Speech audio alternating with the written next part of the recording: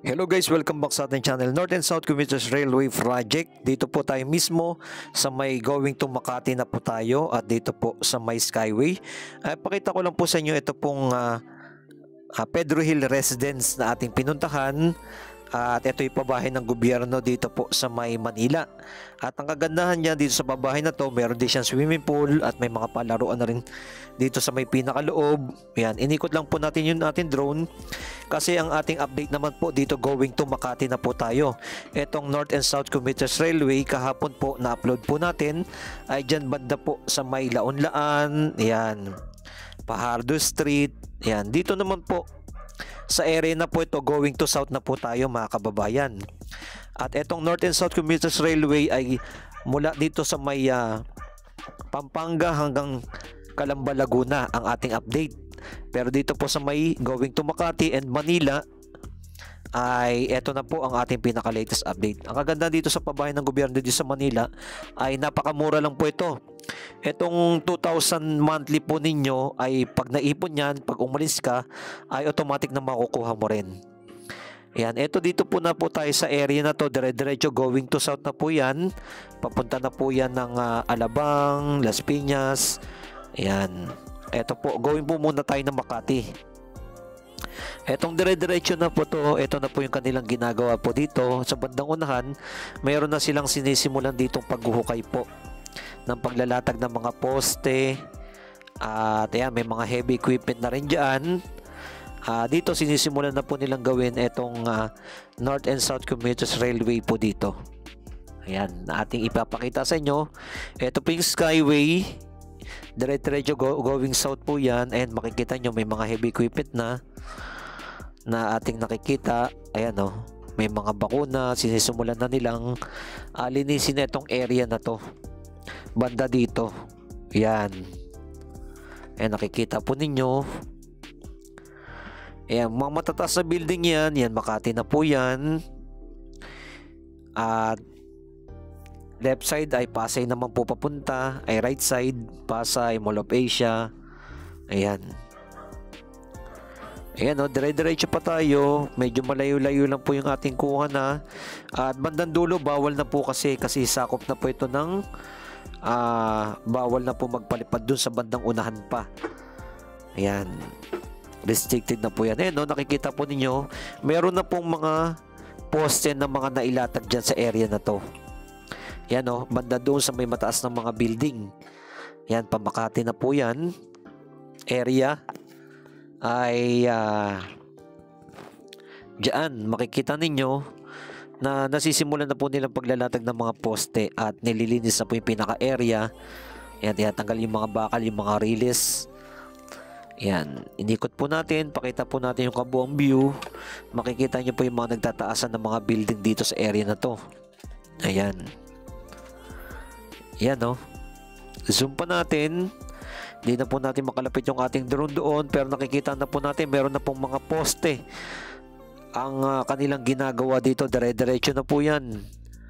Papuntang south na po yung ating update natin. Tuloy-tuloy, no? Na meron sa atin nag-comment. I-update naman natin yung banda doon sa may Laguna. Sa mga hinaharap po, ipapakita na natin sa inyo. Pero mula Manila at dito papuntang Makati naman yung ating update, etong North and South Commuters Railway. At pag natapos po ito ay napakabilis na magiging biyahe. Talagang napakalaking tulong na hindi ka nadadaan sa EDSA dahil alam naman natin going north to south ay EDSA po ang kadalasan dinadaanan at ito pong Skyway. Pero pag natapos itong North and South Commuters Railway ay napakalaking ginawa. Yan, Calamba, Laguna at papuntang Clark, Pampanga. Yan ang pinaka-the best. Sa mga hinaharap pa po yan. Pero makikita naman po natin dito, ito na po yung pinaka-progress po dito. Bali, ang nakikita natin, clearing pa po yung kanilang dadaanan po, no, mismo ng mga poste. Nililinis pa po nila yan. At meron naman mga parte mga naghuhukay na. Yun ang ating pinaka-latest update natin dito sa area na to. Kabilang side naman natin, pakita naman natin. Dire-diretso yan. At yan, dire-diretso po tayo. Dito po tayo sa may President Sergio Osmeña Highway. Dire-diretso yan. Papunta na po ng Quirino Avenue. President Quirino Avenue. Etong pakaliko na po. At left side ay papuntang Manila Bay. Dire-diretso yan. Pero dito sa may Quirino Avenue makikita ninyo. Ayan o. May mga area na po ng dito. Medyo wala pang gumagawa no. Ng North and South Commuters Railway. Pero ang kagandahan dito sa may Quirino Avenue, etong ginagawa na po yung Skyway na magdudugtong po dyan, dito sa ating left side, ay sinisimulan na nila. Kaya pakita natin yung kabuang view dito ng mga bahay. Napakarami na po, konti na lang po makikita yung mga puno dito sa Manila. Dito sa area na to. Ayan no, halos karamihan talaga puro mga bahay na ang mga nandito. Mga iilan na lang po talaga ang mga puno na napapansin natin. Ayan no. Ito po yung aking tinutukoy na ginagawa na po yung dito sa may Skyway. Ayan.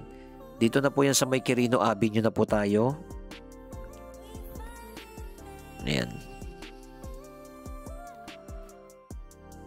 Yan, nakikita po natin yung pinaka-progress. At yan, dire-diretso papuntang Manila Bay. Papuntang Quirino Station ng LRT 1. Dito nakikita natin may mga heavy equipment na rin dito sa area na to. At naguhukay na rin po sila dyan. Ayan, nakikita po ninyo no. Ayan. Ayan, mga heavy equipment na. Ito, sinisimulan na po nila dito yung paghuhukay po ng paglalatag ng mga bakal at mga poste na po kanilang ikakabit dyan. Dire-diretso. Medyo konti pa lang po nakikita natin na progress dito. Dito sa area na to. Dito sa Manila. Ayan, dire-diretso. Going po yan papuntang Pandacan. Etong iduduktong po yung NLEX SLEC connector. Diyan, no? Yan. Santa Mesa and Pandacan. Yan. Etong double decker dito ng Skyway. Pinakita natin. Ayan, na-update natin kahapon. Yung dumban ng kabilang side naman, no? Yan ang ating pinaka-latest update natin dito.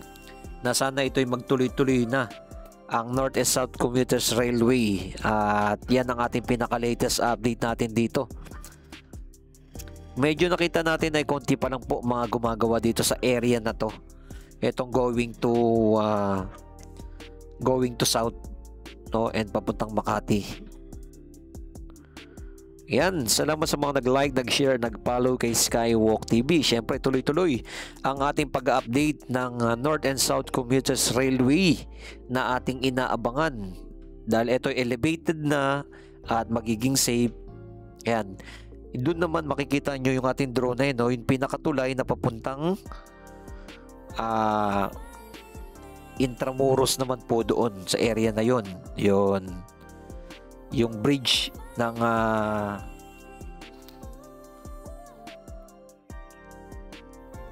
ayan. Yan, maraming salamat sa ating mga viewer, subscriber na lagi na sumusuporta sa atin. Na-update na po natin na going to Makati, going to South, at bukas abangan nyo po yung ating update. Mapunta na po tayo, dire-diretso na po tayo. Going po na tayo ng Calamba, Laguna. Mapapakita na natin yung pinaka-progress etong North and South Commuters Railway na ating inaabangan. Na dire-diretso na, ano na ba yung pinaka-latest update na going to Laguna. Yan, Calamba, Laguna. Hanggang doon po yan. Ayan ang natin makikita. Pero dito, napakita natin sa yung pinaprogress. At ito po, yung isa sa napakaganda dito sa Manila. Na sana dumami pa po yung mga gantong housing project ng local government. At as in talagang napakaganda. Talagang pabahay talaga ang maituturing mo ito. Dahil condo style siya, kagaya siya ng MDMCI. Mayroon ng swimming pool, may mga palaruan na, at talagang napaka-safe, napakalinis. Nakita ko yung pinakaloob niyan, meron tayong video, panoorin nyo na lang, nakapasok tayo dyan. At makikita ninyo, nakatiles na yan, napakaganda. At yung pinakababa niyan, meron din siyang health center. Yan ang pinakamaganda dito, ang Pedro Here Health Center meron sa pinakababa niyan. Yan ang ating mga latest update. Maraming salamat sa mga nag-like, nag-share, nag-follow kay Skywalk TV, and keep safe palagi, and God bless. Syempre, mabuhay ang ating bansang Pilipinas.